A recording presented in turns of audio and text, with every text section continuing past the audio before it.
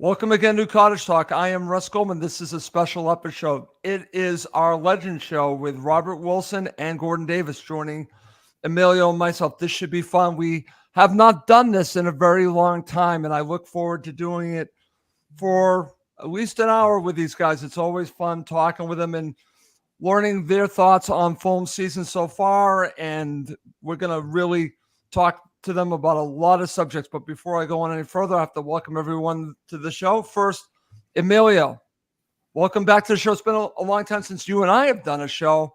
Are you looking forward to this? Yeah, it's been about a month or so. Yes, I'm looking forward to this. Obviously, we've not done a show with Gordon and Rob. Probably about early this year. We didn't even do one at the end of the season like we normally do, but it's great to have them back on. You know, we've had 7-8 games of the season so far. Yep. Lots of positives to talk about, despite Saturday's results. So yeah, I'm looking forward to doing the show with the guys and just understanding their views so far this season, what their expectations are. Because we didn't even do a beginning of the season show in terms of where we expected the guys to finish. Maybe we could ask Rob and Gordon what were your projections for the season and just see where we're going. But yeah, great to be back on. It's great to have all of us on and great to have you back on, Emilio. Rob, it's been a long time. Thank you so much for joining us tonight. Good evening, Russ. Good evening, Emilio. Yeah, and Gordon. Yeah, good evening. Yeah, it's great to be back on. And, us four do have our differences in terms of conversations and views. And I'm sure this next 60 minutes will prove no different. I totally agree with that, Rob. Okay, let's go over to Gordon. Gordon, welcome back to the show. Thank you so much for joining us tonight. Yes, thank you, Russ, and good evening to all three of you. And it's, from my point of view, it's nice to see that Emilio has now moved out of the attic and he's got a bit of headspace above him. But what I would say to him is that is he on a really small chair? Because I'm sure that he can do something with his camera to look a bit taller. But I must say, that's better. That's better. But I must say, people outside might not know, but obviously it was his birthday recently. So I wish him a very happy birthday. And I think just said it's his 70th. So happy 70th birthday, Emilio. Yeah, thank you very much. I appreciate it. Thank you. Okay, Gordon just has to go there. It's a shirt, yeah. Birthday present. I'm pleased with the shirt. The shirt looks good, I must say.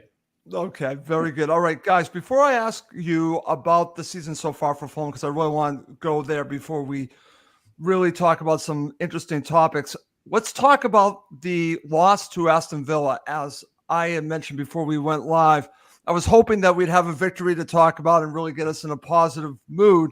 I'm still positive regardless of the loss, but I think it's valuable to talk about this loss. I just did a post-match show. I'll be doing a player rating show tomorrow, so I'm still going to be talking about this loss. Rob, I'll go to you first. You were at the match. We were just talking about this. Just give me your overall thoughts on this loss for Fulham. Yeah, I mean, obviously we went into the game, on really good form, as the season's gone ahead, and I was really confident we'd get some kind of result out of the game. And to be fair, we started fantastically with, getting the goal as early as we did, rousing a good bench of form, and it's a straight ball and it's down. He's muscled out the centre half and he's stuck it away, and then we go on and we're quite fluent. And Villa are, they're playing in the Champions League tomorrow. They're no mean team, and they've been a consistent team outside the top six, probably, or the main six as we would call them, the last 2 years. I mean, done a fantastic job there, and I mean their front three are as mobile as anyone in the Premiership. I think the penalty was a game changer. Yeah, it was. If that, and again speaking off record there just briefly, if that goes in, it is a different game. Yeah. I think. But saying that, we were still in the game. When you analyse it deep down, I didn't come away, as much as I came away disappointed with my son, I was still, when you analyse it properly and you think, hold on, it's a deflected goal, it's an own goal, it's a corner, probably, which we should be defending better from.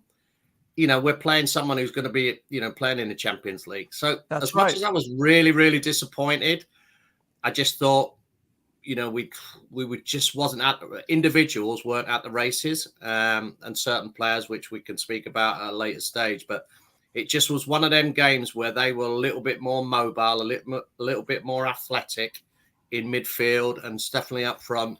I just think it's a game that I've written off already and think, right, it's, even though it's a defeat, if you look at the previous 9 games with cup games, etc., as we discussed earlier, we should have beat West Ham. We should have got something at Manchester United. So we would have been 5 or 6 points better off going into the Villa game.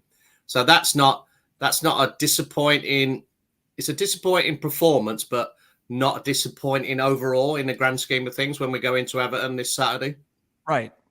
No, very good there, Rob. Before I go over to Emilio, and then I'll end with going over to Gordon, I want to get your thoughts on the midfield issues that we had in this match, and then I'll go over to Emilio, because I thought they were prevalent. I didn't want to think that the loss of Lukic would be as big as it was, but it seemed like it was to me. And you and I and Emilio were talking off air that basically the midfield in general and some other players were not really, as you would say, at the races. So I want to get your thoughts about what happened there. Yeah, definitely. There was obviously Sassa's been absolutely fantastic, has been the pivotal in front of the back four all season. To miss someone like Polinia's elk, for him to come in and get the game time he's done, he's been outstanding, and it really has been the sort of breaker up in that middle of the park there that stopped. Already we've got 2 centre halves and 2 fullbacks now that are picking themselves week in, week out. But Sassa's done a fantastic job and really goes a lot. It won't go unnoticed from me. It won't go unnoticed from Marco. It may do for some supporters because they like to look at flair players as opposed to the offensive players that do all the damage. But yeah, we did miss him. And Berg's come in, and to me, he just wasn't up to the speed of the Premiership. Okay. And we're talking about Smith Rowe, who's been up and down all season. And if I were honest, he was way off it on Saturday, way off it. And okay. I watched him for 90 minutes closely because I like watching players. And I commented in my program notes only a few weeks ago. I played with Teddy Sheringham when he was younger, and it obviously went on to play till 38 at the highest level. And I made a statement that I thought Emil was very similar to Teddy in the way that he looked very relaxed on the ball, always seems to find a pocket of space, always on the half turn. And to me, a few weeks ago, he had a really couple of good games on the run. He's not match fit. He's way off being match fit. And, we're 9-10 games in now, and he's still not up to speed week in, week out, which is strange, really, from my point of view. But for Saturday, for 90 minutes, I was very surprised he lasted as long as he did on the pitch, because his contribution was very, very poor, and his body language was more of a concern for me. I'm not sure whether supporters, and I've seen some media, Fulham media posts on social media. But yeah, I just thought he was way off it. They were very athletic in and around. Their front six are quite mobile. But I just thought he wasn't at the races. But more importantly, just when he hadn't got the ball, I just thought he should be offering more. And I'm sure Marco would be the same. Okay, very good. Thank you for sharing that, Rob. Over to you, Emilio. I want to get your thoughts on the match and also what we're talking about here in the midfield in this loss to Aston Villa. No, I echo a lot of what Robert said. I think there was definitely an overreaction from the fans on Saturday. We are playing a team that beat Bayern Munich a month ago. So there's a very good side, Emilio. They're a good side, yeah, absolutely. We're not complaining that Fulham were second best at times in the game, and Villa overall deserved to win. And Aaron Morris, I know you're watching and listening in. At the end of the day, you deserve to win overall. But I just felt there's a bit of an overreaction. Some players weren't at the races, like you said. I think Smith Rowe was, and clearly not good enough. Sander Berg, again, just off the pace completely. I didn't see him win any tackles. It just seems like he's drifting, slow, sluggish, giving cheap balls away. When you're playing a top team like Villa in the Champions League, you want to keep possession, right? You want to keep bit of momentum. That's why I think Smith Rowe looked a bit ineffective. There's an outlet with him and Pereira and Lukic not there, winning balls, getting tackles in there, regaining possession. There was none of that. So every time there was a little bit of a scuffle in the middle of the park, Villa was having a lot of possession. Smith Rowe was in no man's land and probably didn't track back and look for support from Pereira. So I think that's part of the reason why Smith Rowe underperformed on Saturday, Rob. I just didn't think he had that outlet, and we missed, a Paulinho and a Lukic, to be honest. But overall, I thought it was an overreaction. Up until the sending off, we were 2-1 down. We were still in it. 11 against 11. We still could have come away and got something. Yes, game changer. We should have taken. You get a penalty at this level, you got to take it. But notwithstanding that, it was still 1-1 at half time. It was a level, even Stevens. They had a lot of corners in the second half. You sense a goal was forthcoming, but we defended well. We defended professionally. I saw then the game could still have gone either way. I actually think Anderson sending off was more of a game changer, because then there was no way back from that. 2-1 down, a player down. Where's the recovery from that? Maybe you could argue some of the substitutions could be made more timely. But overall, yeah, it's a defeat against a top 4 team, a team that's been in Bayern Munich, which should be nothing to be ashamed of. And I think if you reflect on the first, up until the sending off, there wasn't much between the two teams. So despite the fact some players had off games. So I just think it was an overreaction from a lot of the Fulham fans. I'm, just looking on Twitter, just trying to ignore what was on there. It's just negative. And the booing of Pereira when he got substituted. That's disgraceful. Sorry. That's not right. Unacceptable.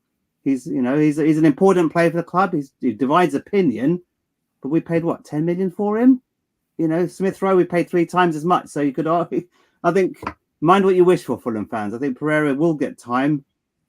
He's, scored a great goal for Brazil last week, so he's clearly doing something well. So we should be fortunate we've got him in our team. But overall, I thought it was just an overreaction from the fans, and it's not as bad and negative and gloomy as perceived on social media on Saturday. Listen, I totally agree, Emilio. We'll be talking about the season so far. It's funny, like I mentioned, to start the show, I was hoping that Fulham had a victory that we did not have to have this negative game to talk about. But you know what? It's part of the journey of being a Fulham supporter. It is one match, but it is against a Champions League side. Let's just call Aston Villa who they are. They're a very good side, not just in a good attacking side, a good side overall. I want to go over to you, Gordon, and I want to approach it a little bit differently and get your thoughts on the match. One of the things that I noticed, and I talked to an Aston Villa video blogger, and he basically said to me that we're talking about the coaches, and it might come down to coaching, might be coming down to how Emery sets up Aston Villa, and then he'll adjust throughout the match. What I noticed here is that Aston Villa wouldn't let Fulham play. They stifled Fulham. They stifled Neil Smith-Rowe. We already talked about him. How about Adama Traore? Again, they kind of took away what Fulham liked to do, and I think you got to give credit to Emery and Aston Villa. But what is your view of that match? I think that the two lads earlier have covered a lot of what I would probably say anyway, because I do agree that I think when you have three of your midfield players having off days, if we say it's a bad day at the office, and try to forget about the loss, because yes, Smith Rowe was off the pace. He was giving balls away. He wasn't taking players on. And our left-hand side with Iwobi, Smith Rowe and Robinson has been looking really, really positive and dangerous all season. It didn't. Robinson is still getting forward, but it was disappointing with Iwobi. It was disappointing with Smith Rowe. Pereira, I think, was off kilter. And Sanderberg is still learning about how Marco Silva wants him to play when he comes into the team. So when you've got 3 or 4 players that are not on song, then it's tough for the team to really perform at a high level. But as Rob said, we get off to a great start. We have 10 or 15 minutes where we are the better team.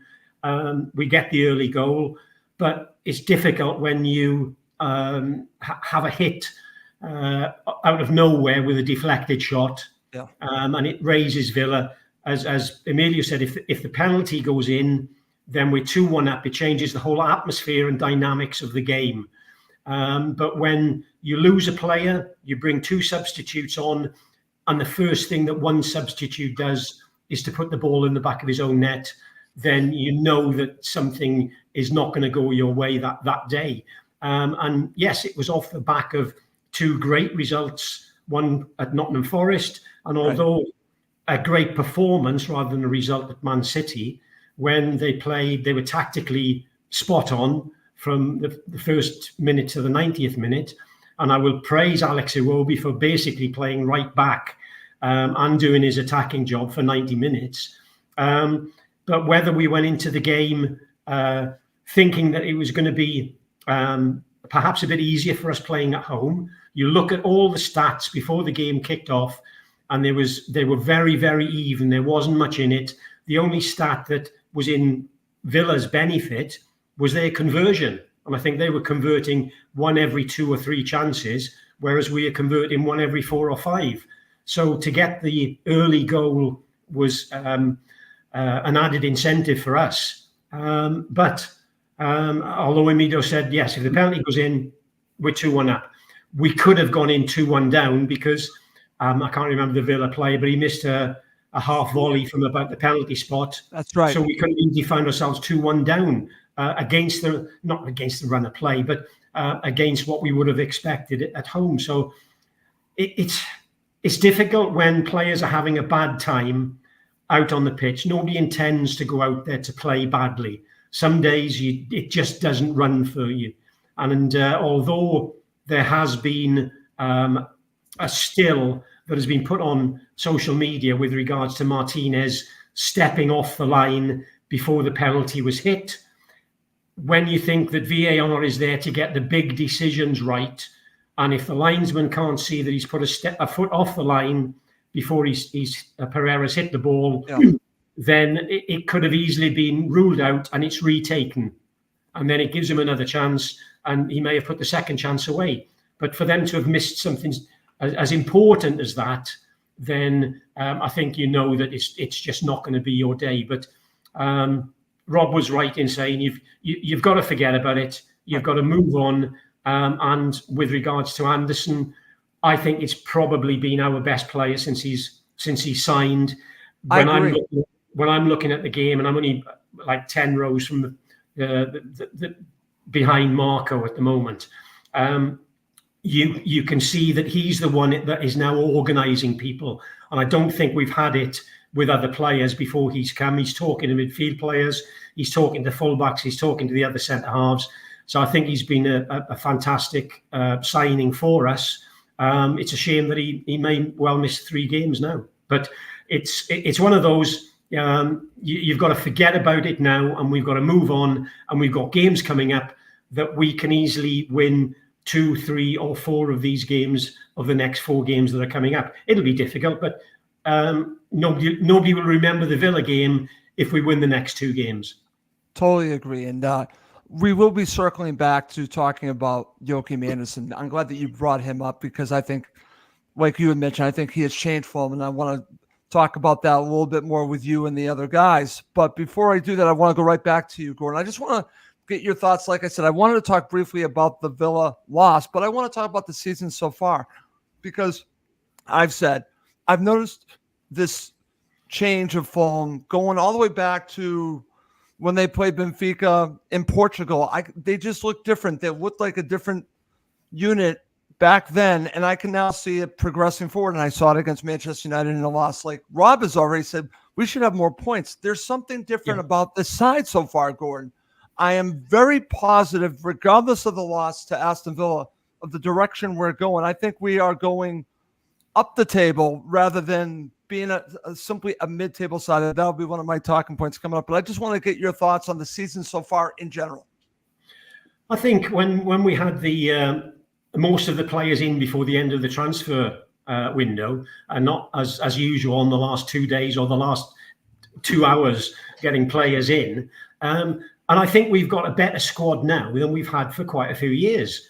Obviously, when you lose people like Mitrovic, you're wondering where the goals are going to come from.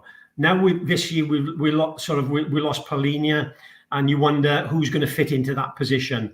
As Rob said, Lukic has come in and he's grown into that position now, and he looks a fantastic player rather than a player a couple of yards off the pace of the game when he first started. So I think we're safe in that respect. The way that Raul has come in and really made that number 9 spot his own at the moment, and it's now down to Muniz to get him out of that spot. So there's competition for places there. But I'm glad that he started scoring goals because, as I think I said when he came in, the lad will score goals. You've just got to put the ball in the area to let him get on the end of it. And as Rob mentioned, people will say long ball game. 150-yard ball, if you've got the players in the right positions and he's physical enough to knock the centre half off and put it in the back of the net, it should have been a great start that we built on. But I'm positive for the season. If you'd have asked me right at the beginning of the season, where do you want us to finish up, or where do you think we will finish up? I would, with the players and the squad that we've got now, I'm honestly thinking we can get in the top 8. And as Rob mentioned, the points that we've lost so far this season, if we'd have beaten Villa, we would have gone up, I think, to 6th. With those extra points, we could have been, albeit pushing for a top 4 position. And when you're looking at the teams that are up there, to think that we're that close to them this early on in the season is only a positive way of looking at it. So yeah, I'm positive about the season. It's just that we can't afford players to have, or 3 or 4 players at a time to have off days in this game, and we've got to have people concentrating for 90 minutes. And I'll say that only because when you get the sub coming on and not being in the right tactical position, and he gets in the way of the goalkeeper, then that changed the game for us. And I think that was because he was cold and he's come on, and it's the first thing he's had to do, and it surprised him, and it shouldn't have. Okay, excellent from you, Gordon. Over to you, Emilio. I want to get your thoughts on the season so far. Feel free to share your thoughts on what Gordon just shared there, because I'm very positive. One of my talking points is going to be my prediction, so we'll get to that very shortly, but I want to get your thoughts on the season so far. Yeah, I think I echo what Gordon said. You know, we've made some marquee signings, right? In the last couple of seasons, you know, you're looking at that £8 to £10 million range. You've now gone 30 plus for Smith Rowe, nearly 30 million for Anderson. So we've gone out big. Yeah, the owners have put the money where their mouths are. Spent some of the Mitrovic money from last season, and obviously they've still got some Paulinho money still to potentially spend in the new year if we need to make some reinforcements. We've got a lot to look forward to. We've got some good attacking players. You know, Traore's, you know, again, we all know that if he could finish, he wouldn't, you know, he'd be playing for a Champions League team. But he's grown in maturity, in stature, and if he can just sometimes just convert those chances, you know, like Rob said, we would have had 3 or 4 more points on the board. Definitely the West Ham, we threw away 2 points. That was just careless and sloppy to give the ball away with only seconds to go. Man United, we should have held on for a few more minutes, and I'd argue Manchester City, we should have got something out of the game. You should have been 2-0 up in that game. Had we been 2 up, we probably wouldn't have lost. We may not have won, but we wouldn't have lost that game. And same with Villa. I think if we'd gone 2-1 up on Saturday, we probably wouldn't have lost the game, 11 against 11. So we've got a lot to look forward to. I think there's potentially more acquisitions in January to further strengthen the squad. We've now got good backups in all the positions. You look at defence. I think we're more secure in defence now than we've ever been. You've got Anderson leading from the back. Put the penalty incident to one side here. Very calm, composed, probably a future captain at some point. You've got the right back. There's 2 viable players fighting for that one position. You know, Robinson, we all thought we were going to lose him in the summer. Me including, I thought he was going to go, but clearly he's making that position his own. Sessegnon's there as backup. We've just got enough backup, especially in defence, and we've got one of the best keepers in the division at the moment. And you know, you could argue maybe the midfield is slightly weak. Berger needs to find his feet, needs to get up and get on with the pace. I think Marco's got a bit of a dilemma. How does he deal with many similar? You got Pereira, Smith Rowe, Iwobi, Traore. He's got that dilemma. Well, how does he fit these players into a system? And that's why, you know, but he's a manager. I let him own that dilemma. But overall, you know, I predicted top 10, 11th place comfortably. You know, get a bit of consistency. Last season, that was a problem. We were winning 3-0 some games, then we were losing 3-0. I don't think that will happen this season. We're harder to beat. We're conceding fewer goals. Look at the Forest game. We weren't at our best, but Forest didn't really trouble us. We were very professional, got the job done. Thank you very much. 3 points and a clean sheet. Overall, we just look a little bit more organised in the back, and you know, with Anderson there. So I'm very positive. I agree with you. I think top 10 is the minimum, if not higher. You know, with the Villa fan watching us tonight, he's saying, look, there's probably less better teams than the other way around. So actually, how do we start to pick up points against those top 6 teams and you know, really make it harder? Man City 3-2 last season, it was 5-1. Look at the difference. You know, so we are getting closer to these top 4, top 5 teams. We're making it more difficult for them, and if we can continue to beat the teams around us and below us, then we've got a lot to look forward to. So overall, great start to the season. Good brand of football. I'm enjoying what I'm watching, and I think Gordon, you made a point. It's that conversion rate. If we can just bring that a goal every 5 times, bring that gap lower, we'll convert more goals. We'll start to convert draws into wins and defeats into draws, and that will be the difference there. We just got to just get our finishing touch, and you need Smith Rowe, the Pereiras, all to keep chipping in with goals. That's the key thing. They're off the board, like the guys have said. Where are those goals coming from? Even though Rahul had an amazing game on Saturday, he worked his socks off, throughout the whole 90 minutes, but he was a bit isolated at times. I think just, didn't have enough support around him. But fix that, Margot Silva, next game, and we can start winning. We can start scoring goals and winning games, right? So I think it's a lot to look forward to. I totally agree, Emilio, and I'm going to go to you, Robin. Emilio just echoed part of the reasons, some of the reasons why I'm very optimistic, because we are getting closer to beating Manchester United. Dare I say, having an opportunity to beat Man City and at points really deserve something from that match. And then you have a very good Aston Villa side, and unfortunately things didn't go our way when you have some players not at their best. So you have those, but we are getting closer, Rob. What is your thoughts of the season so far? Yeah, I totally echo what the guys say. I mean, I've seen every game bar the Ipswich game, although I did watch that on telly at the time. And, the signings Marco's made are Marco's signings. He's finally got his way when he wanted, and the type of player and the money we've invested in Anderson and Smith Rowe is proven that we are going to compete in a little bit better this year than we have done the last 2 years. I mean, no other winger in this division will have 3 one-on-ones like Traore had at Man City. Oh. Man City will never have. Walker won't have a harder game to have one-on-one. Yeah. Look at Gordon. Yeah. You know what I mean? It just no other player will get that opportunity against the quality of a Man City team. So that just proves that him and we as a team are creating chances out of nothing. His pace created the 2 one-on-ones. And the easiest one was to dink it over the keeper when it got pulled back to him. You watch this season, Man City won't concede many goals like that. Saying that, they went 1 down to Wolves yesterday, which they don't look as forceful as they have done over the years. So, I mean, it's all positive. And think back to the header that Raul had on Saturday. Again, that was a good chance. You know what I mean? Very good chance, Rob. Very good chance. On the day I watched it, I thought it was difficult. But when I watched Match of the Day and I saw it, it was...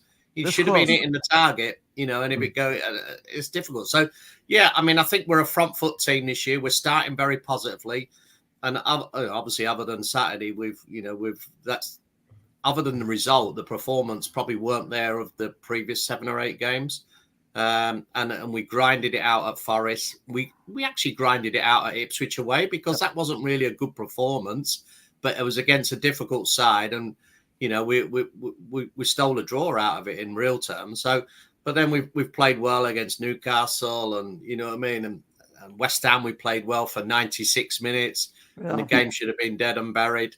So the positives are there, and I'm quite confident. And we'll discuss our final positions and where we think we might finish. And I've already put my hand up and said where we would do at the beginning of the season, although we didn't do it live on here.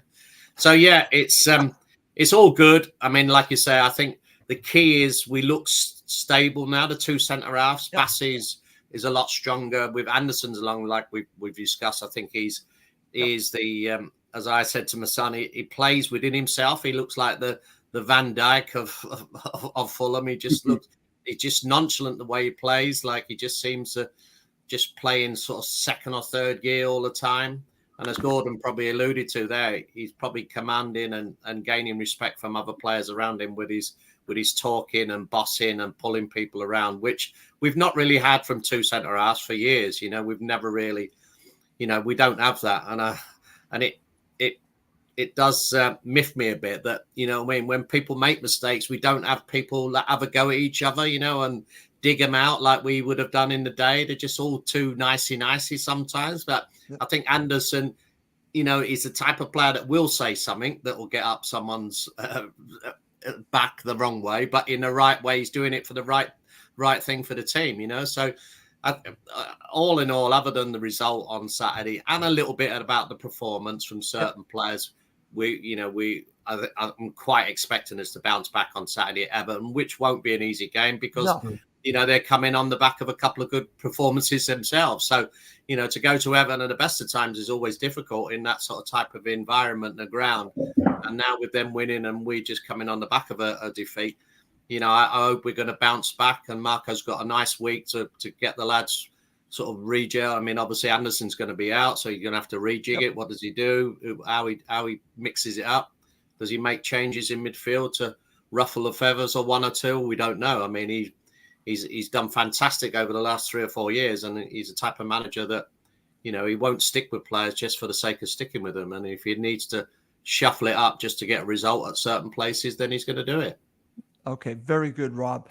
Okay, I'm going to go to my Cottage Talk talking points. While we're talking about this, I'm thinking I'm going to share my prediction at the end of the show, and then we're going to talk about where we think Fulham are going to be by the end of the season. I think that's where we should go on that, because we're all talking about it, and I think we'll end with that. So let's go to Cottage Talk talking points. Rob, I'm going to go right back to you, because we were just talking about a player I want to get your thoughts on. Are you surprised by the play of Adama Traore this season? We'll talk about the finishing against Man City. We could definitely go there. But overall, did you see this from him overall of how he has played, regardless of those missed opportunities? Yeah, well, I mean, I think he's always had it in his locker. If you look back to his career at Wolves, what he's showing us now, he did probably 2, 3, 4 years ago at Wolves. And as anyone would say, and conversations I have with punters on the concourse or any games, if he was consistent and he was free of injury, I mean, obviously he had a lot of injuries last season, and his body and his physique and his pace, he wouldn't be at Fulham. You know what I mean? He'd be at Man City, or he'd be at Man United, or he'd be somewhere. I mean, I'm just really pleased that he started the season really well, got a run in the side. He's making chances for himself. As I said earlier, no one will get 3 one-on-ones with Man City this season. I guarantee you that. And if they do, I'll hold my hands up and say, we're wrong. But his pace generated that, 2 of them. Yep. And the other one was a tactical position he took up and just didn't dink the keeper probably like he should have done. But I think he's assist, and he should score more goals. And his assist, he's going to create for us. And he stays injury-free. He will be a game changer for us this season. He will be involved in lots of our goals, both scoring, hopefully, and more creating, just with the generation of his pace and the positions he gets in. He reminds me a little bit about Robbo. Robbo gets into fantastic positions. How many times does he get to the byline and his final ball sometimes? And we've been saying it on here for 2 years. Yeah. If his final ball was as good as it should be, again, he wouldn't be at Fulham. He'd be at Manchester City or somewhere Barcelona, because his pace gets him into their positions. And Adama's very similar. He creates havoc for defenders, left backs, right backs, and Robbo's the same when he's up against a left winger or a right back on his side. They get themselves into them positions. So if their final ball, and I'm sure they're practicing it week in, week out at training when they get into them situations, again, like anything, it's different on the day when you're in that situation.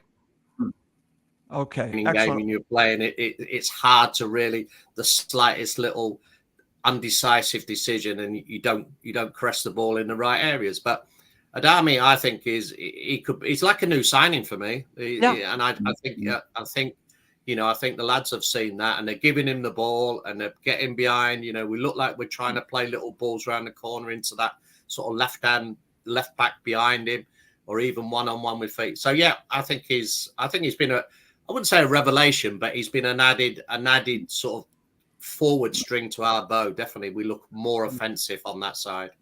Totally agree there, Rob. Over to you, Gordon. I want to get your thoughts on Adama Traore, and I'll throw a scenario at you. I've talked a little bit about this on Cottage Talk. I'm split with this because he's playing so well. You have to start him. But why do I feel that he would be even more dangerous coming on for the final 30 minutes against a tired team?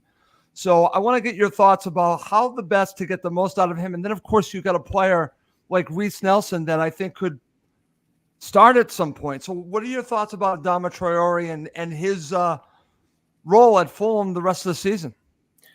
I think he's, Rob mentioned it. The word that I would use about his final third is quality. I think that's what he's always lacked in that final third, is the quality either of crosses or the finishing, which if you then, you suddenly go straight back to the Man City game. And yes, even if you say that he scores 1 of the 3 chances, then we've got a chance of winning the game. But I honestly thought that he's taken the wrong option with all three chances. Because when you look at the first chance, yes, he's gone to bend it around the keeper. But if you're going to bend it around the keeper, and with the modern balls, you can start it outside the post and bring it back in. And if he's going to put it to where the keeper's legs are, he's got to put it 1 foot, 2 foot in the air. Because even from a 9-10-year-old, if I was one-on-one with a keeper, I was always told over the legs or under the body. Now, with his first chance, if he gets it off the floor, then that outstretched foot doesn't stop it and it goes into the net. The second one Rob mentioned, it should have been a little dink, but he's gone for the power. And even if he mishits a little dink, it's got a chance of just taking one bounce and bouncing in. So he's taken the wrong option, in my opinion, for the second one. And the third one, if you look at it again, he's made the chance himself because he's outpaced Walker. He's always going at 90, 95 miles an hour. He never seems to slow down from 95 to 90 or 85 or even 80 before he sort of takes another chance. And what I thought he should have done, because he was going straight at Ederson, the ball is on his left foot. He's basically just knocked it towards him. He's not tried to put it either side of him.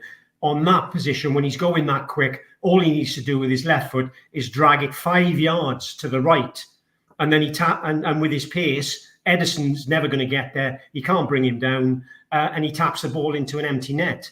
So there's 3 one-on-ones where effectively, in my opinion, he's taken the wrong decision. And yes, you can have a word with players. You can explain to them what you want them to do.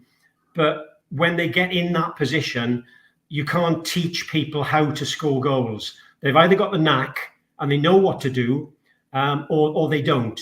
He was through one-on-one at the Cottage, I think a few weeks back. Yep. And all the balls bobbling, all he did, he just knocked it over the keeper and it went into the centre of the goal. You can look at that and say he took the right option. But I would think that of the 4, 5, 6 chances he gets, he may put one of them away. And I think if you're going to look at him in the team for the rest of the season, as Rob said, he's going to create havoc for defences because he is one of those players that we've not had before. Even Iwobi has started coming short, spinning and going back in behind, and he scored a goal at home by doing that because Robinson knocked him in, and then he's cut in on 45-degree angle and scored a goal. So we've got 2 wide men now who not only come short, but they want to spin and go in behind, which changes the dynamic then of the way that we play, because 2 or 3 years ago, we were playing in front of defences all the time. He was going up to Mitrovic. He was coming back into midfield. He was going wide. He's going back into Mitrovic. He was coming back. So now we've got the option, and I think centre halves will be over covering when they see Adama turning and sprinting, and then that gives, if he can get there quickly and put a good ball in the box, that may well give Raul Jimenez that extra yard that he needs, or Iwobi coming in, or Pereira on the edge of the box. So somebody asked me on Saturday, would you give him another contract? Because they were frustrated with him after Man City. And I said, yes. I said, because he's a danger. If, as Rob mentioned, if he was scoring 10, 12, 15 goals for us in a season, he wouldn't be playing for us. Right. And the same with Pereira.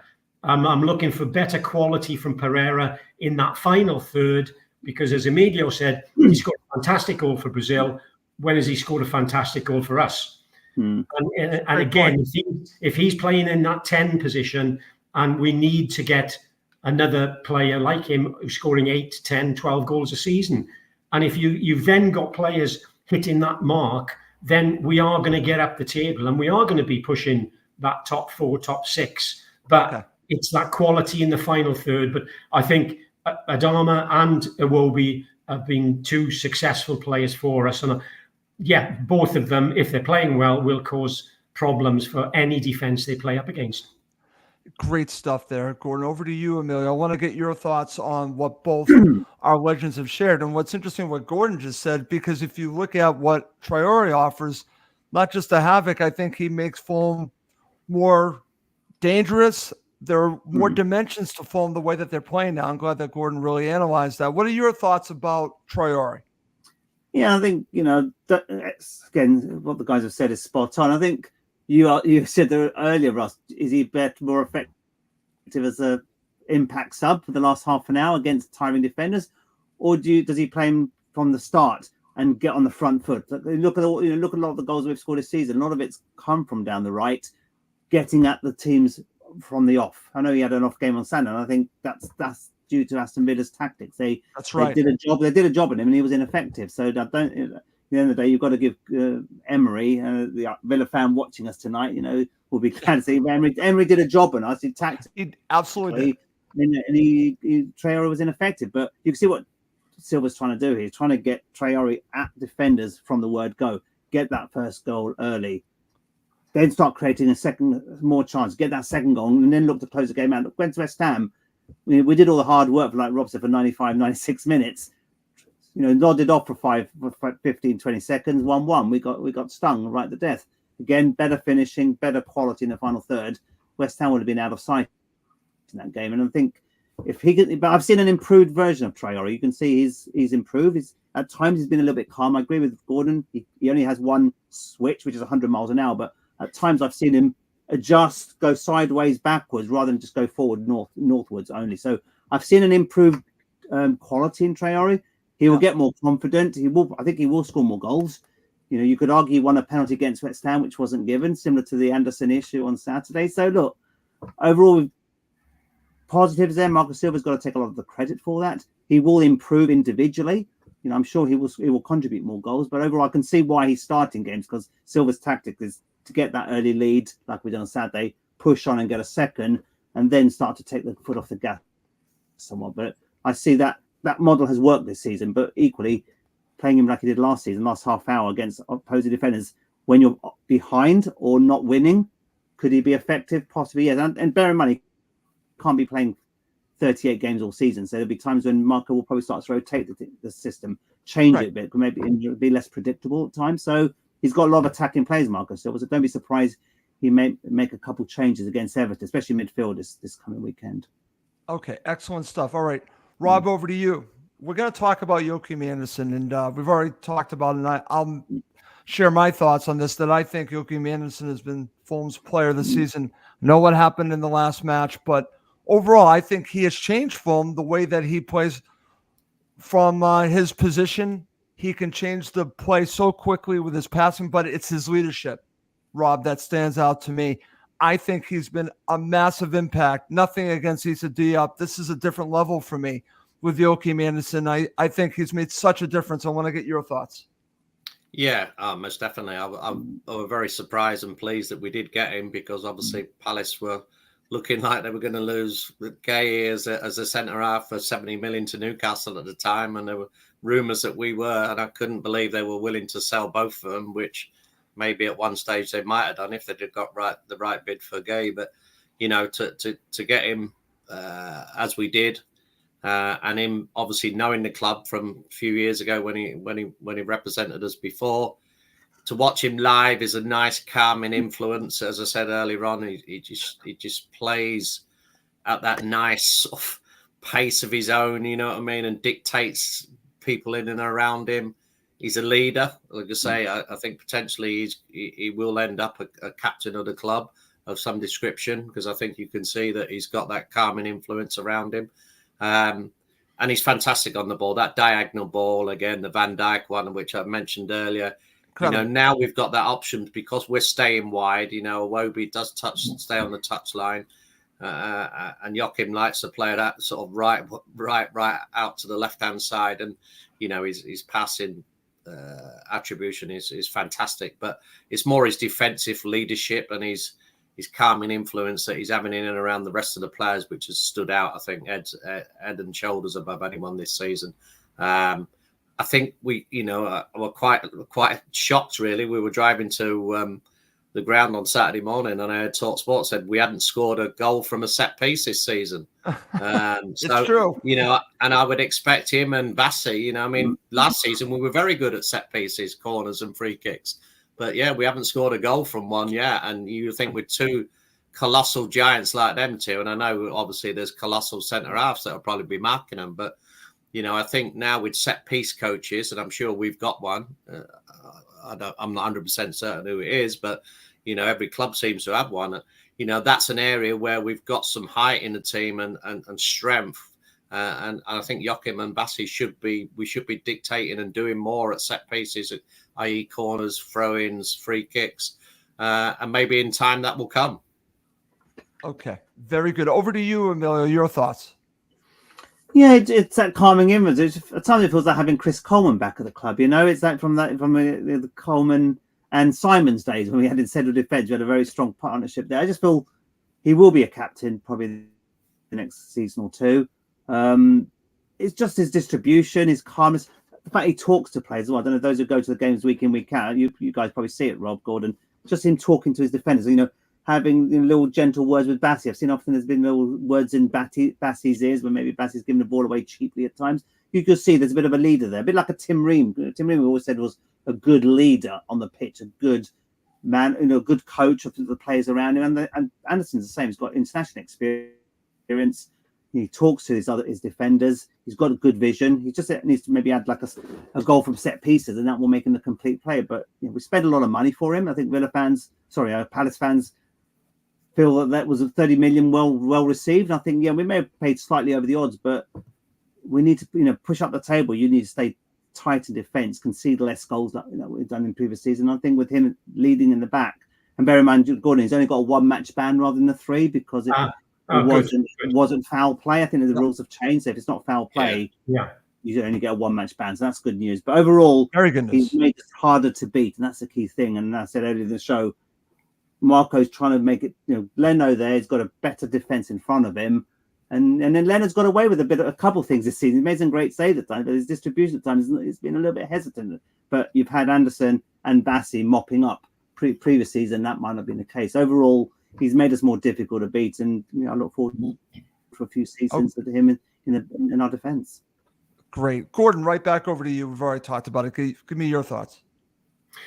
Yeah, as I mentioned earlier, he's a natural leader. You can hear him talking when you're that close to the pitch to everybody around him.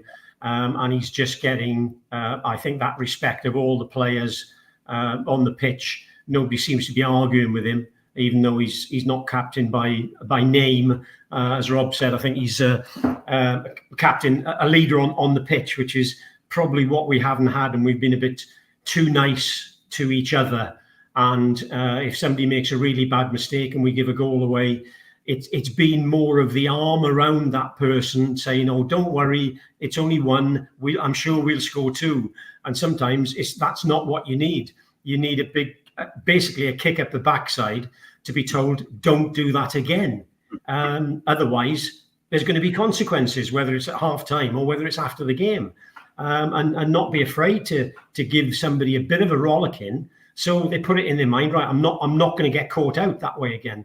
But as Rob mentioned and Emilio said as well, what Joachim has done, he's brought that different option to the team of hitting that 40, 50-yard cross-field ball. And with the lads staying wide, I've been amazed that I've not seen him overhit a ball, I don't think. He's almost perfect with his distribution. So it's not a hope that we had sometimes. And I know he's left the club, Tosin. If he was trying to hit that ball, you weren't too sure whether he was going to drop 10 yards short, whether he was going to hit the target, or whether he was going to go straight into the touch. So it's given us another option. And then when you do that, it does stretch the play from one side to another. And when he's been hitting that ball out to the left, when Emil Smith-Rowe has been on the ball, Iwobi's been on the ball, Robinson's been on the ball, that left-hand side has been a very big danger for us going forward. And it's down sometimes to that 40, 50-yard change of direction. So I think he's been, as I mentioned earlier, and you said, Russ, he's been the player of the season so far. And I said when Palhinha came in after probably 6-7 games, you may as well give him player of the season already, because he's just far way and above what else we've got on the pitch. And I can see Anderson picking up the Player of the Year award this year as well, unless somebody scores 20 plus goals. Okay, excellent. Guys, I have some more topics. Are you good to go over an hour? I just want to make sure before we go ahead. Is everyone good? Yeah. It's fine by me. Okay, because I want to keep this going. It's time to go to a controversial subject. Gordon, I'm going to go to you. Okay, you ready for this? We're not talking about Emilio, are we? No, we're not talking about Okay, Emilio. okay. We're not talking about Emilio. Who should be taking penalties for Fulham? Kevin Locke.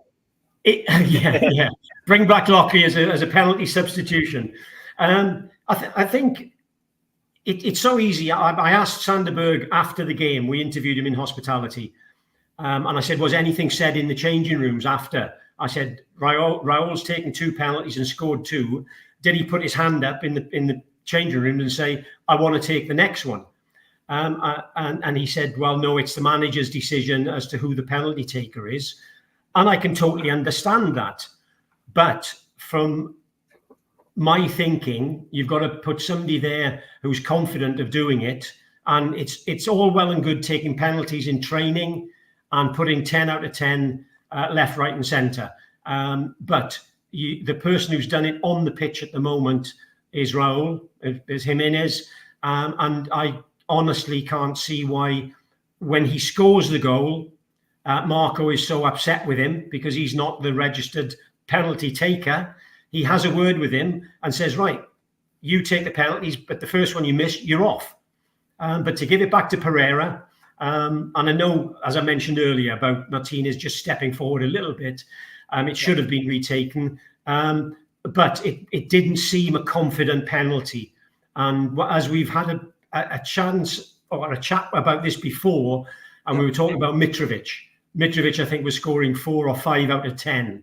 It's not good enough at this level. And so therefore, you've got somebody with 100% level of taking penalties and scoring penalties. And for me, if we get one in the next game, it's got to be Raul Jimenez, without a doubt. Okay, I'm there with you. How about you, Emilio?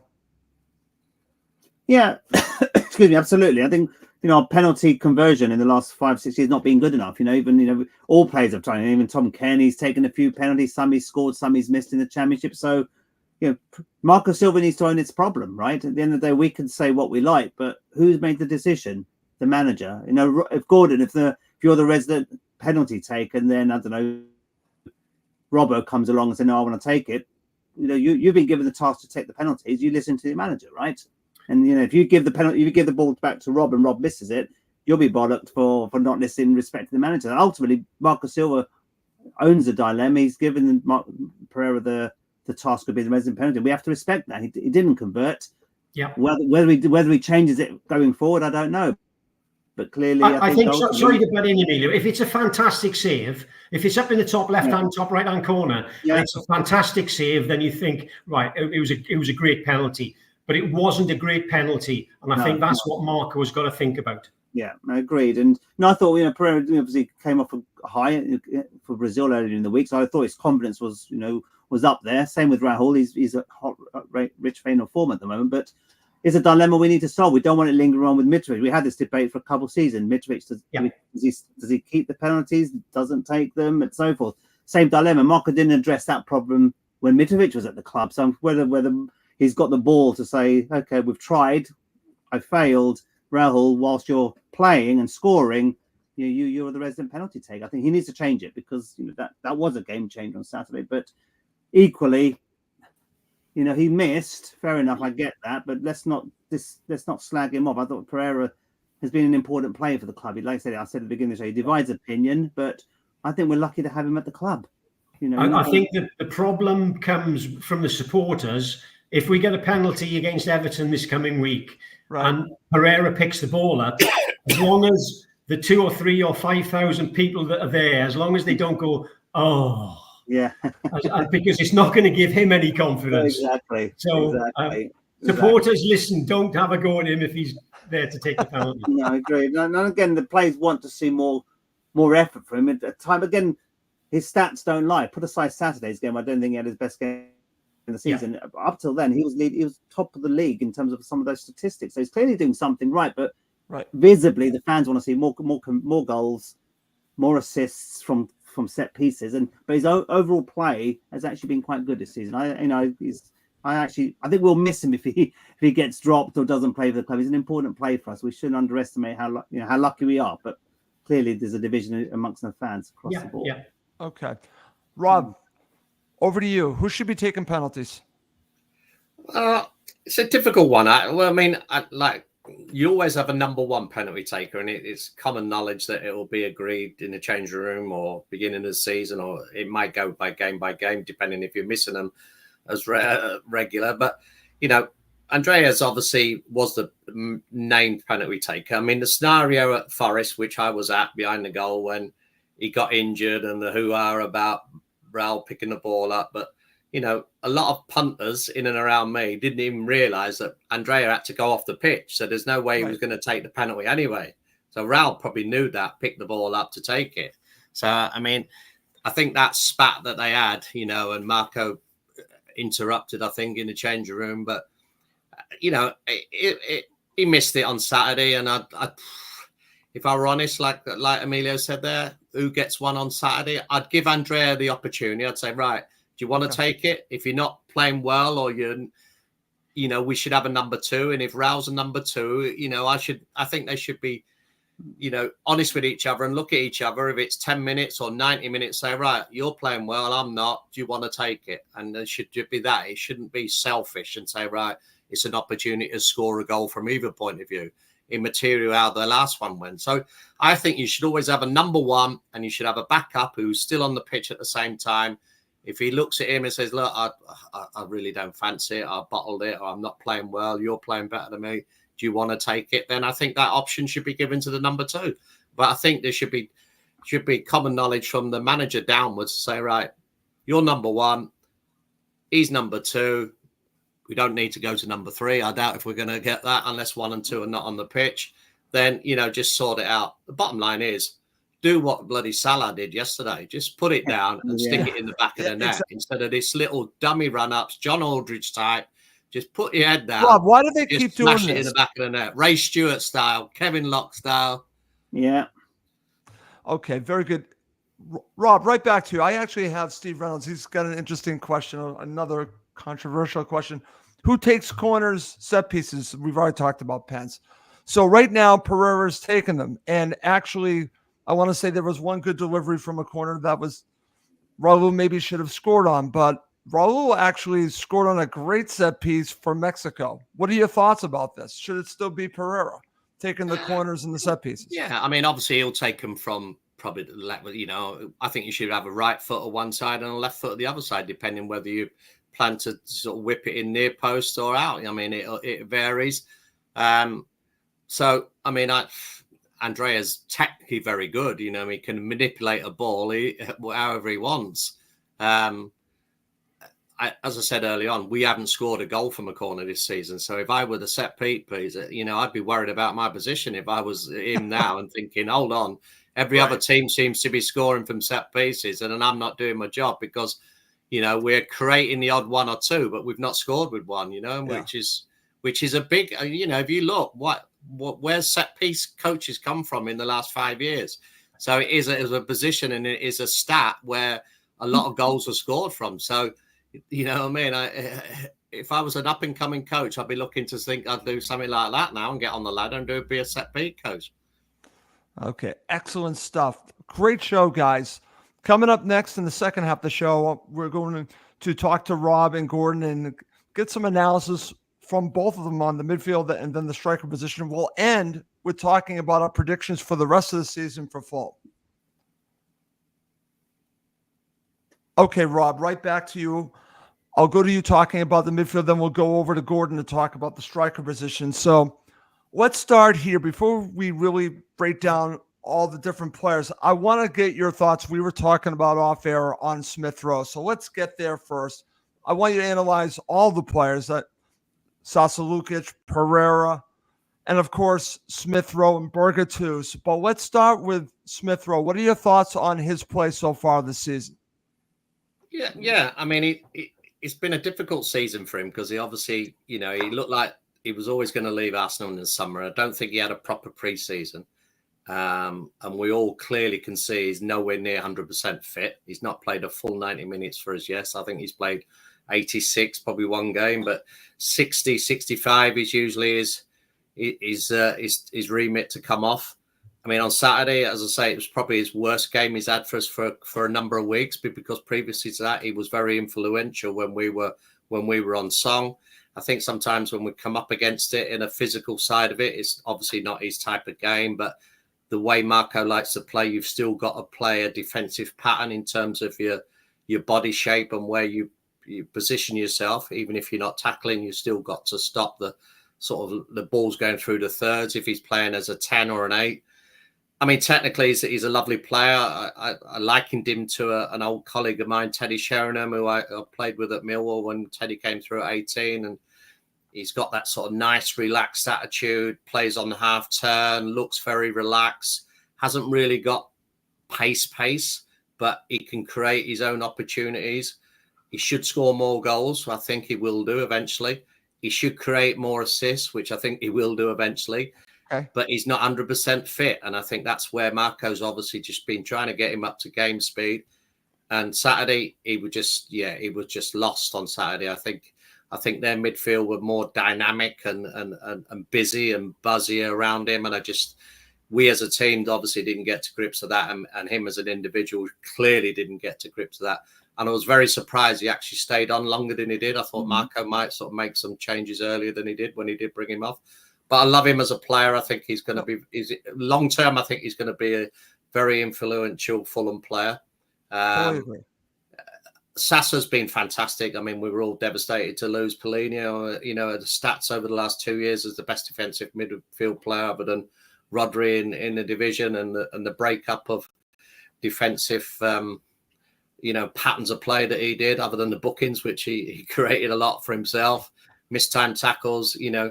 It's very strange that he's not getting any game time at Bayern Munich, to leave us and then go there and not get regular game time. He's probably thinking, well, I could have stayed on for another year and then gone next season. But yeah, he just seems to have not fitted in there straight away. And Andrea, he's a love him or hate him type player. I love him. I think he's easy on the eye. He's a nice player. The type of player that Fulham can attract and create. We don't want just defensive players and run-of-the-mill players. We need creative players to create challenges. And I think with Andrea and Emil, we've got two there, and we've got Sasa to do the breaking up of it. So, I just think we've obviously got a few in the background like Harrison. Yep. I mean, Tom can come on and change a game, whether it's to keep the ball if we're trying to see a game out, or to try and create something, which he can do. And Sanders, obviously, again, I don't think he's fully 100% fit. I don't think he had a proper pre-season as well. I think when you know you're going to be leaving, or the club's trying to get rid of you, you're probably not training to the maximum that you should be. So I think if they've not done a proper full pre-season, Marco's very demanding with their training every day, and and the stats and the sports analysis. If your little thing in the back of your shirt don't tell you what you've done in training, you soon get told about it. You know what I mean? And how many kilometers they should be running, and stop-start, short sprints, long sprints in the training. It's a build up to a Saturday game. So I think there's a few that are just a little bit behind the black ball at the moment. But in general, we've got a fantastic offensive midfield. That can create. So, some of the teams outside the top six would probably be in and around the top six, would sniff at someone like Pereira if they could get him. Smith Rowe, everyone looked at him for 18 months, 2 years, and probably said the same as what we're saying now. Right. Or sometimes he plays on the peripheral, he needs game time. He never really was in and out at Arsenal, never really got a regular shirt. I think coming to Fulham now, he's the big fish, and so he's got to come to the table now and start delivering week in, week out. Okay. I want to ask you one final thing on Lukic and Paulinho, the difference, because they're not the same player. And I think Fulham are playing a little bit differently with Lukic. What are your thoughts about what both offered Fulham? And I think that Lukic offers Fulham a great deal. And like I said, I think they're missing him right now. Oh, yeah, definitely. Yeah. I mean, he's more of I would say he's in between a 6 and an 8. He can get forward. Whereas Pellegrini just sat there and just done what he wanted to do, and he just shifted side to side and played in front of and that he never really broke. He never broke past the 8 or the 10, whoever may have been playing there. But I think Sasa, a bit like the lad at Liverpool, they can run with the ball and they break forward, and then someone will just slot in and take his position. I think Marco's given him a little bit of license. I don't think he's stifled him to say, right, you've just got to do what Pellegrini did for us for 2 years. Just play your own game. I think he's one that's now got regular game time, which he never had last year. A bit like Adama last season, as we mentioned earlier. Now they're getting a run in the team. They're coming to fruition and they're coming to show what they're actually good at. So, and they seem to be doing it week in, week out. And Sasa's definitely done it week in, week out. And I think, he's giving Anderson and Bassi that security that he is in front there. If even though Pellegrini did that probably better than him, I think Sasa offers something different. I think he's a little bit more athletic in terms of bursting forward every now and again, and someone just slotting in and doing his little bit for a couple of minutes till we regroup. Okay, excellent stuff. I'm glad that we got some thoughts on Lukic from you. I really was curious, Rob, so thank you for sharing that. Okay, Gordon, over to you. Let's talk about the strikers there. Our three, technically you have Carlos Vinicius, but he really has not been in the squad. It really is about Rodrigo Muniz and Raul Jimenez, and they flipped now. Obviously, you have the situation with Muniz, ended last season really strong, and now you have him struggle at the beginning of the season, and Raul just comes back in and has taken over the position. Where do you see the striker position for Fulham? I see it very much in Raul's pocket at the moment, because I think he's a much better all-round player than Muniz. I think the runs that he makes, not only in behind, but the movement in the box and the finishing, I think he's a league above Muniz at present. And I only say that because I think Muniz is a confidence player. I think although he came on and he got the goal at City, I think if he starts a game, he still, to me, looks as though he's trying to find his form. And if he comes in, or anything happens to Raul, if he comes in and scores, then I think, again, he could go on a run. Because, as I mentioned, I think he is a confidence player. But I think it's been the way that he did in the second half of the season. Everything was running for him. He was playing with a smile on his face. But I think that the way that we are playing at the moment and the way that Raul is getting on the end of things and creating chances, it's very much in his it's his position to lose at the moment. And I can't see him being left out of the team if he's on a goal-scoring form. And it's strange. One person that obviously has left the club that I thought would have been able to have come in and scored goals for us was Stansfield. Yes. I think it was a kick in the teeth for a lot of Fulham supporters that they thought the club have sold him. But unfortunately, he'd had a word with the manager. The manager couldn't guarantee him a place in the team because the way that we play, we're never going to play 4-4-2. And I think that's probably the better position for Jay to have played sort of off Raul. And because he was not guaranteed a starting spot, he wanted to go. And obviously, with the amount of money that Birmingham put up for a player who's played probably 5 games for us, then it was a no-brainer for the club, I think, to make some money out of him and go down the route of looking to see who else we can bring forward. But when you're talking of the striker position, you're looking also at the midfield players. And there's one player that we haven't mentioned today, which, although I'm a fan of, I've been disappointed recently, and that's Harry Wilson. Okay. Because he's a player that came to us with, shall we say, we were talking about set pieces earlier on. Excellent, right? A set piece background where he'd been on loan and he was putting free kicks from outside the box in top right, top left-hand corner. And I don't know whether he's actually scored from a set piece for us. So he's one that I've been disappointed with. But if you look at all the midfield players, attacking midfield players that we have, when you look at Harry Wilson and Traore, Iwobi, Pereira, Reece Nelson, who we haven't mentioned, who I think can be an excellent player for us, Emmy Smith-Rowe, even if those players are only scoring 5 goals a season each, that gives us sort of between 20 and 30 extra goals. And I think not necessarily strikers. We can't ask Raul to come in and score 15 to 20 goals and Muniz hopefully come in and score 15 to 20 goals when he gets. That's not going to happen. You may get one of them doing it, but if one of them is doing it, the other one isn't playing. Then you can get a big part. At the end of the season, it'll be Muniz has played 30 games, but 28 of them has been a substitute. So you can't sort of look at his goal scoring record as opposed to if he was playing 90 minutes. So I think at the moment, it's definitely Raul position to lose. And Muniz has just got to, again, he's got to take his chance when he comes in, and he's got to be demanding from those attacking midfield players and from both the fullbacks to get down there. And we've mentioned, Rob mentioned earlier on about Robinson. Again, if his quality in that final third was better, he probably would have gone to Liverpool. Right. So we've got to work on that service into the danger area. And then if Raul's in there, he's going to score. If Muniz is in there, he's got to score to keep his place in the team. Okay, great stuff, Gordon. I have actually a question, well, 2 questions for you from Gary Cooper on the Cottage Talk Facebook page. One is from his dad. He says, question from my dad for Gordon. Who's Fulham's greatest ever player? That's number 1. And question for myself, should Pereira be dropped? Those are 2 questions from Gary Cooper. Well, I think everybody would,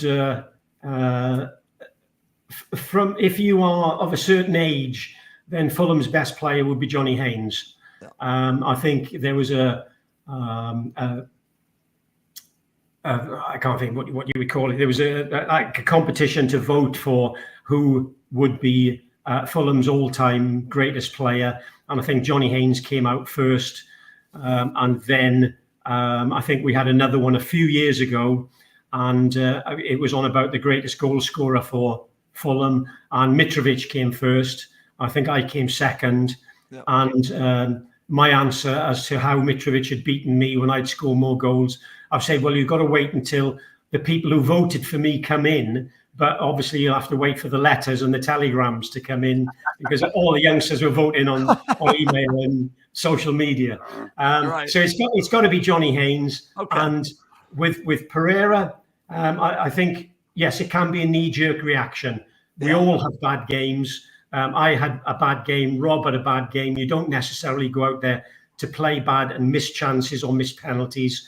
So the way that he's played so far, I'm expecting more from him, but he keeps his place in the team for me at present. Okay, excellent. All right. Guys, to end the show, I want to get your predictions for the rest of the season and how we're going to do it. This is actually one of my Cottage Talk talking points, but I thought we would end with this. Emilio, I'll go to you first. So I actually predicted 7th. Yes, I predicted 7th again, but I actually feel pretty good about my prediction. Okay, so do you think my prediction of 7th for Fulham this season is realistic? Answer the question, and then what is your prediction for the rest of the season? I'm sticking with 7th, by the way. More realistic than your prediction for last season when I think you said 7th. Okay. I think you're more likely to get 7th this season. Top 10 minimum. I think top 10 is definitely, said earlier, definitely achievable. But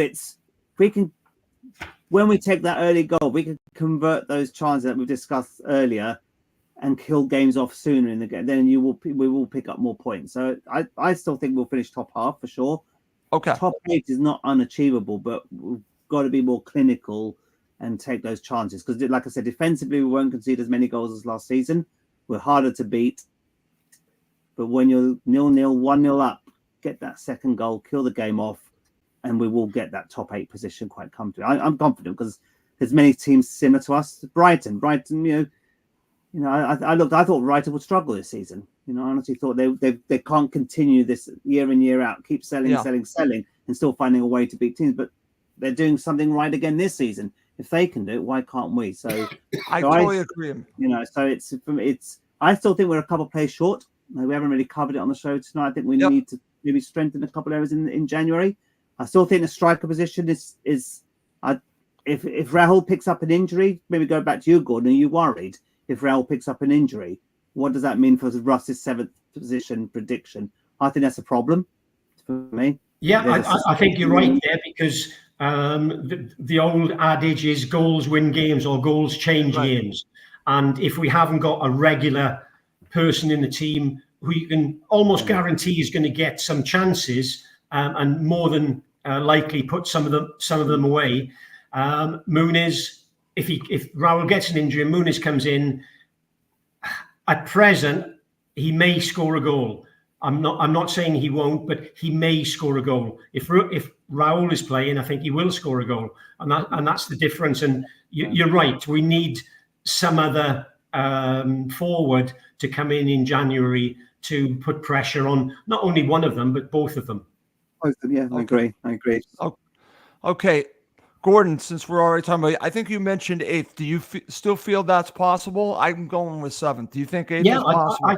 I do. I think the squad is good enough to get there. It's just all down to the quality that we can get into that. And I usually use the phrase, the danger areas. If we can get the quality into the danger areas, then we have players in the team to score goals. And I think if you get them in there enough, even against international defenders, keep putting them under pressure, and then what will tend to happen, if Raul doesn't get it and it bounces out, then you've got Pereira there, you've got Smith Rowe there, you've got Nelson there, you've got Iwobi there, you've got Traore one-on-one with the keeper, and this time he scores. So yes, I'm still going with 8th because I think we are good enough for that top 8 spot. Okay. How about you, Rob, to finish us off here? What is your prediction for the rest of the season? Well, I've already predicted in the program, first game of the season, that we would finish 8th minimum. Wow! And already, we're proving me right. So, and like Gordon alluded to there, and I'm sure we've talked about it all night, I think there's a lot more goals in the team other than putting the onus on Raul or Muniz.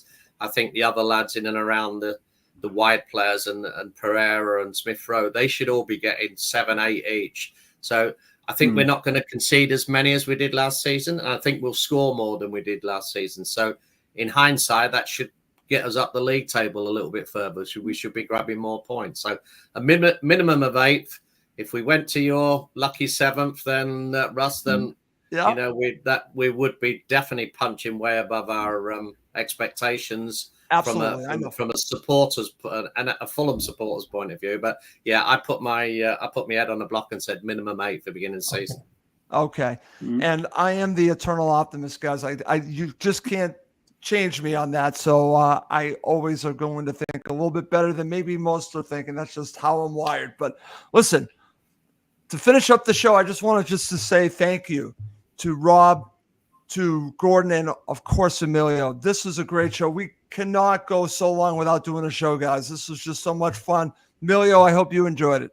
Absolutely, always a pleasure. It's we do it more often, so we haven't done one for 6 months or so. So I think we try to do one every 2 or 3 months. Maybe do one. I'm quite happy to put it in a diary. Do them every quarter, a minimum. You know, every 7 or 8 games. Let's do an analysis. That would be great, guys. That would be great, Rob. And listen, it's too long. I'm glad that you said that. I hope you enjoyed it tonight. Yeah, I love it. Yeah, I always love talking with you guys, and you know, it's fresh off the press when you played 48 hours earlier. Even though it's a negative game, we could have been coming on here talking about how well we played or whatever. I know. In the grand scheme of things, take this Saturday's game out of the way. We've had a very good start to the season, not only in terms of results and points, the actual performances and watching us go for the juggler in games. And I think Mark has really stamped his authority with his signings, and you know, it is a pleasure watching the team week in, week out. And we will not get thumped 4-5 like we have done over the years. And I can't see that happening this season. No, I totally agree. And Gordon, I just want to say this because I think your influence over the times we've been doing the show have affected Emilio. He's much more positive now, and I think it comes down to you. Well, I'll take that as a major compliment, because Mr. Negativity has been a pain in the backside over the years. But at least now we're going for the top 10, not 17th or 16th, and I think it's all well and good. And I think because he's just had his birthday, he's in a good mood anyway. So from my point of view, it's nice to see at last 4 smiling faces, or from my point of view, 3 smiling faces on the screen rather than 2 and 1 grumpy old man. Well, Emilio looks really good for 70, as you said. Sorry, I had to end with that, Emilio. Well, listen, great show, and we've all have said this. It's way too long, so we're going to try to do this more frequently. It's been great. I want to mention, guys, before we go, I want to thank everyone that has given us questions. We just didn't have enough time, and I also just want Gordon and Rob both to know, along with you, Emilio, that Giannis sends his regards. Oh, great. So I want to make sure before we end the show that Giannis definitely wanted to say hello. So to Gordon, Rob, hello from Giannis. So I just want to. How you doing, Giannis? Yeah, we'll give him our very best wishes. Okay, fantastic. Okay, well, that's going to do it for this episode of Cottage Talk. My name's Russ Coleman. He's Emilio Danello. I have Fulham legends Gordon Davies and Rob Wilson. Thank you as always for listening and watching Cottage Talk.